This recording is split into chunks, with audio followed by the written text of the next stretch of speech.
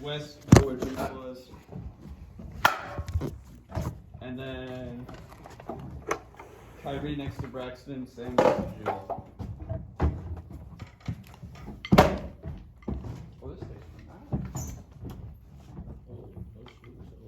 So we should all be facing someone, right? Yeah. Alright, cool.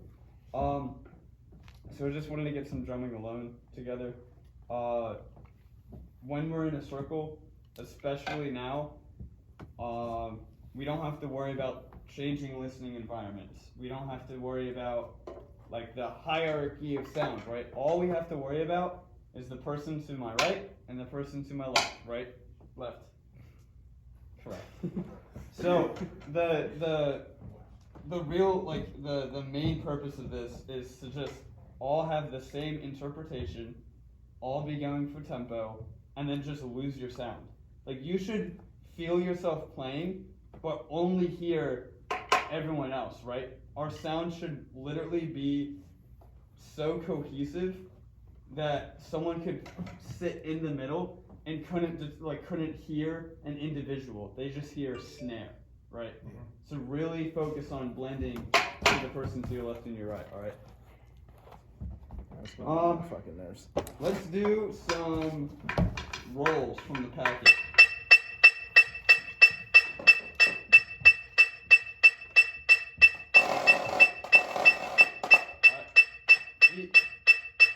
You can relax real quick. I think the two main words that I'm thinking through this packet, through this show, is precise but light. If I get too heavy, if I get bogged down, if I get too sticky, I have no chance. But if I'm keeping things light, I can glide through this, no issues, right? We got to keep that tempo going, all right? So think light, lighten up the touch, all right? Cool. Let's take top to C, all right? So.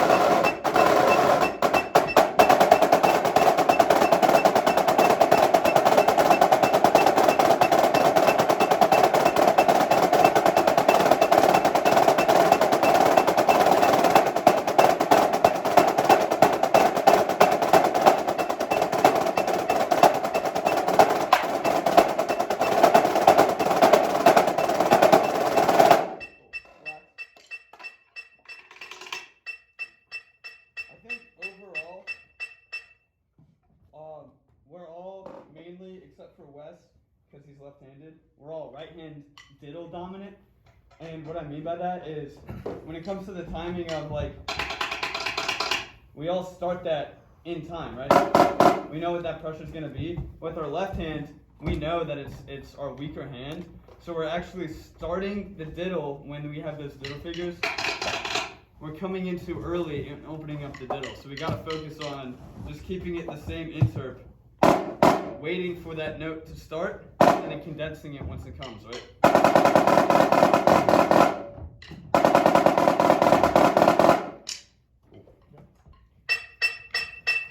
Same thing.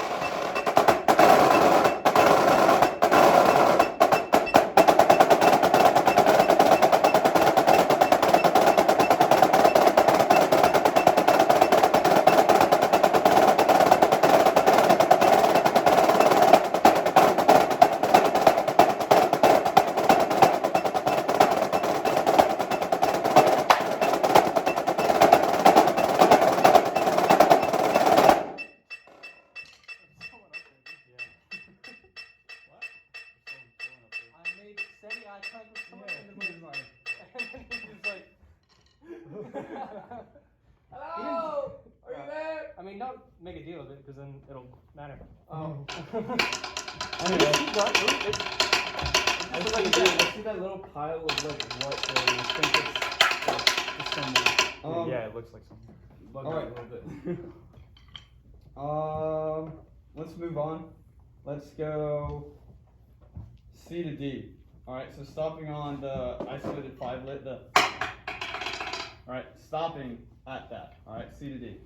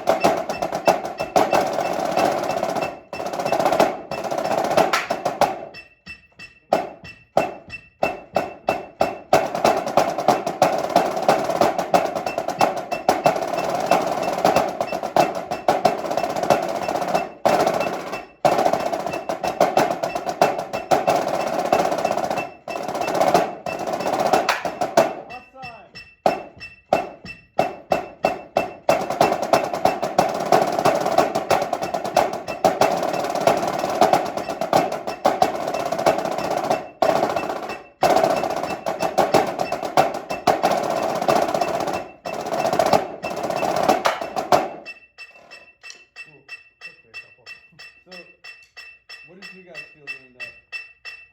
Way louder than both of you in the first two rounds. I agree with that. What did you guys notice watching that?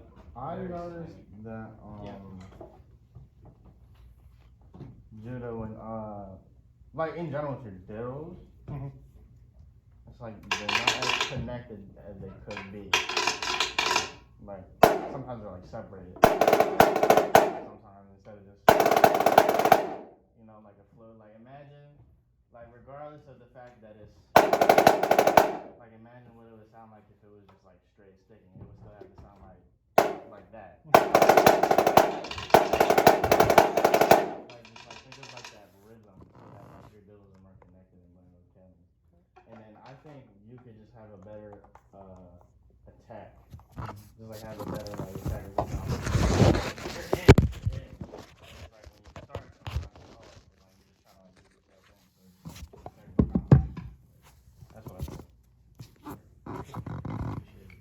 Alright. Wes, Braxton, and Mike. Same time.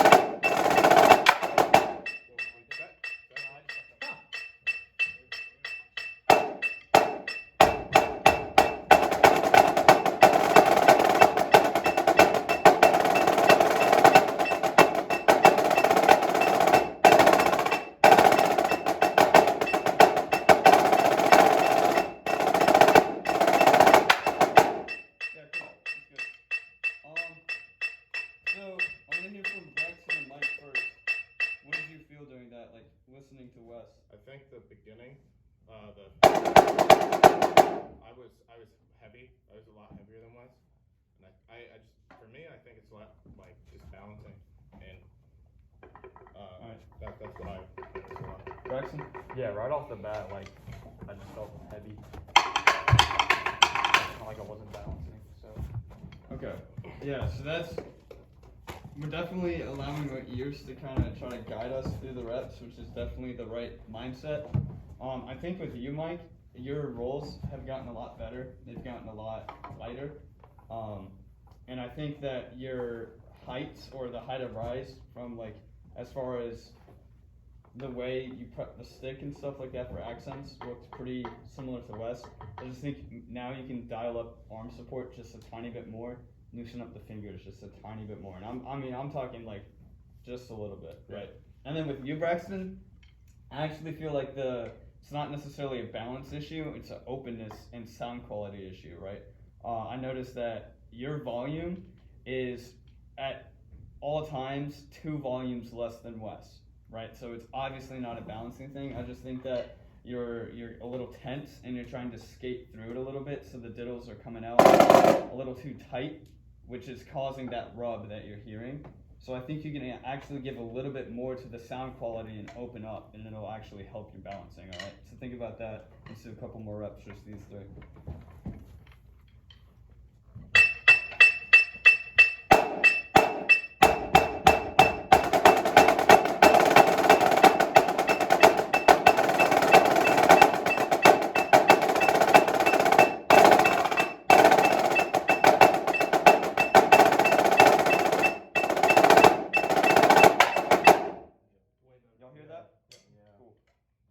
Now, Sam, Kyrie, and Braxton.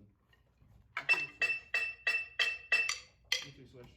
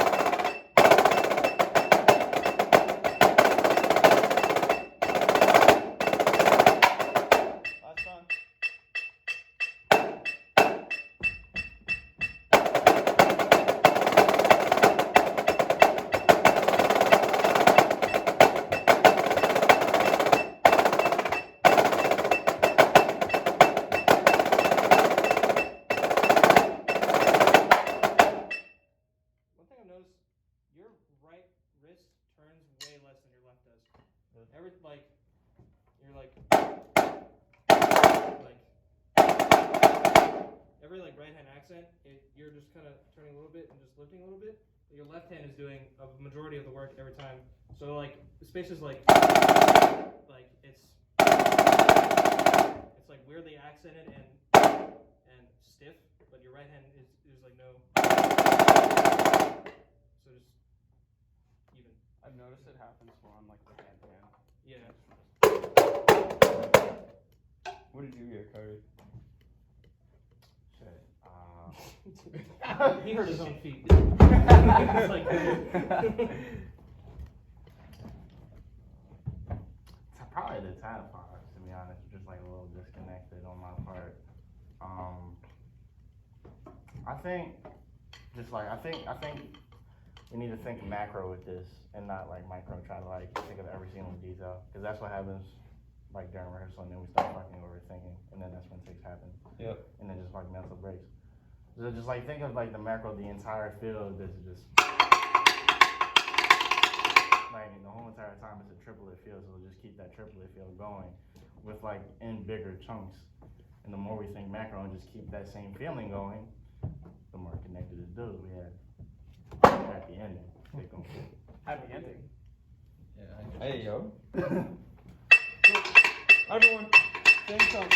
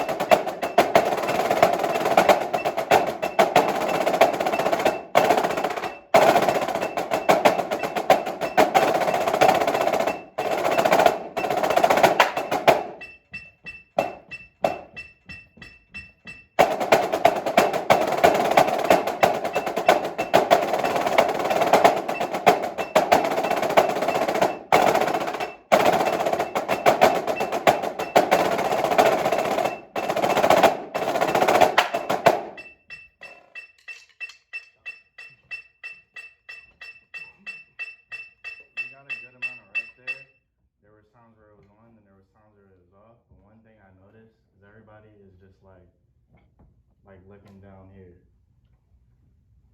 Like have some like confidence to what the fuck you're doing. Because when we get on the floor, it's just gonna be us. And we have to look at all those fuckers in the stand. We can't look at the pit or look at, the floor to try and get our dots. Like, so just try and chin up. You know what I'm saying? Like Judo was doing it a little bit, Chandler was doing it a little bit. Like, use your references around you, just build some confidence and just attack this shit. We're gonna get it. Yeah. That's all I have to say. Yeah. Just go D to the end a couple times, then we'll back up, do the whole thing. Main thing I'm thinking about going into this chunk is just knowing the 5-lit speed. Once we get here, like this, that's when our fuzz happens, right? So we just gotta find the checkpoint with our left foot, feel the pulse, listen to each other, don't overthink it, alright? Okay. To the end.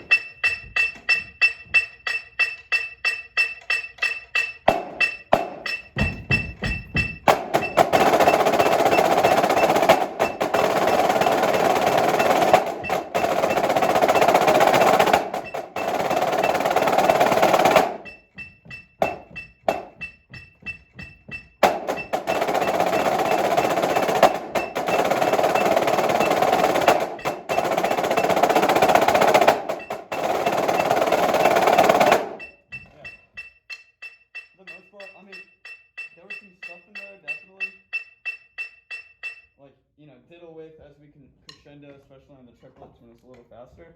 But as far as the first measure of each of those modulation changes, the isolated hand into the roll, I think this listening environment is more suitable for our success in that. When we're in a line, it's definitely a guessing game, all right? So we got to remember what that felt like, to remember our checkpoints, trusting each other, and going with that, right? We can't guess once we're in a line setting and be like, oh, like, you know, I don't know, like, whatever. Like, this is the intro now. Remember that, all right? File save. Let's run it a couple times. Confidence. GMU. All right, only 2 times, all right? If you get out, get back in, all right? All about recovery. 2 times, that's it.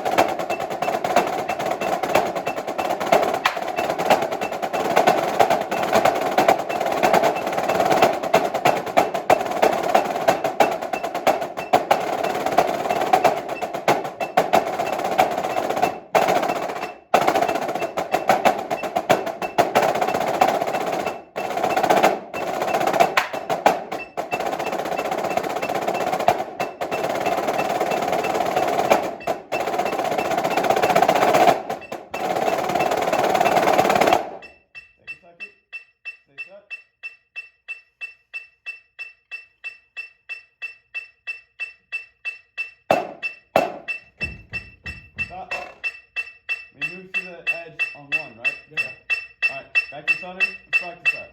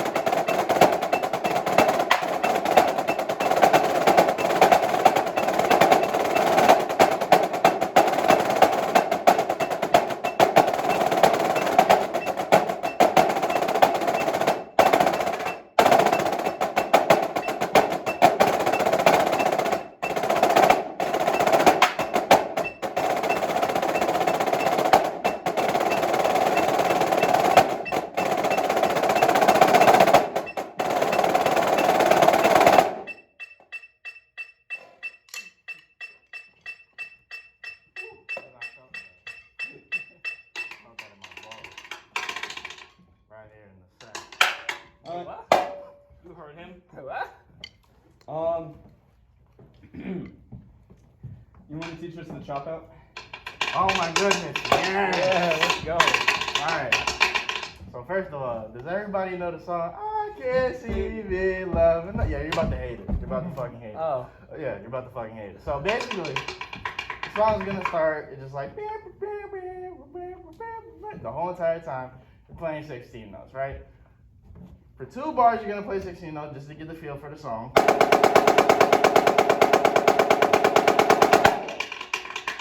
The first thing you're gonna do until the first chorus comes up is just flam drags in that same pattern on accents 1 and 4 the entire time. After the chorus, I can't see me loving nobody. When that is done, then we go to cheeses. That's shorter. That is going to be shorter because the chorus comes around the second time a little bit shorter. But then for the rest of the song, flam 5s. This is after the second chorus, flam 5s? Yes. Alright. For the rest of the song. And then until the song is over, you can stop doing flam 5s. If you wish to challenge yourself, you can do cheddars. So either do that, or just keep going with the flam 5s. But either way, it's a burnout. It's going to hurt. Is it all just Pattern the entire time. 3 over 4, right? Like,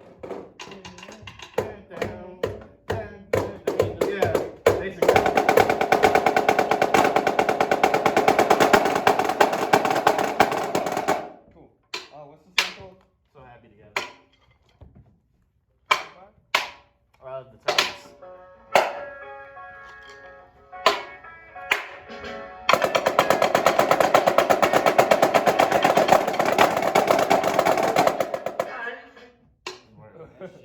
Hi. This shit is too soft. Yeah.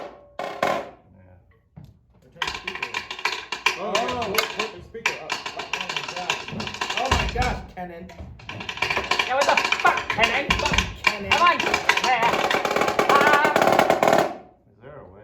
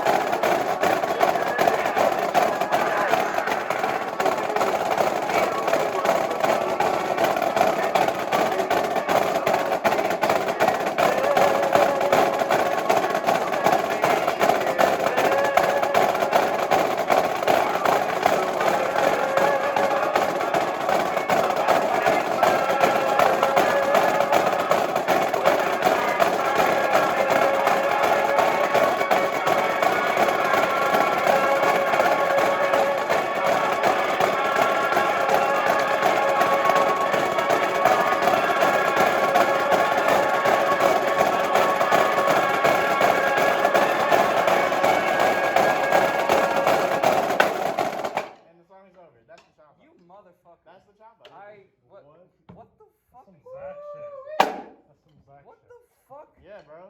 Get some fucking tops, bro. This is how we get this. Yeah. Okay. Look. My wrist. Be kind to each other. My wrist literally. Yeah. So, Alright. Literally. You, Omniscient. yeah, I think that about sums it up. Alright. Can I get a? We got a. Oh yeah. You right. Oh yeah. that's the burnout.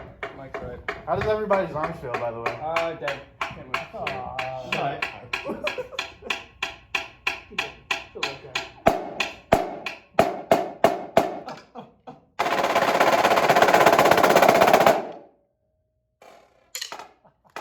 That feels really good after a chop out like that. You gotta be ready for anything, man. We gotta play our we gotta warm up for about an hour in Dayton. Play through show chunks for what, like 30 minutes. Yeah. Do a full lot run of the show. Stand there Then behind go the into the fucking Dayton curtain. Arena and play the show Stand again. there behind the fucking curtain while like 2 shows are going on and still I be think- ready to fucking play perfect. Every time that we do this, we need to have an ice bath on standby. Just warm up for like an hour, and then just everybody plunged for 5 minutes. Cold. And I then we forgot have to to put. this weekend, but I'm Pretty sure basically that's how going you to send try your to body do to that. shower. Yeah. Rip your muscles in half. Sam, that's the point. That's the point. All right. I don't know if everybody heard. I forgot to do it this week, but like at the end of the video summit, I'm gonna put that. I'm gonna literally record myself chopping onto that, like at every video.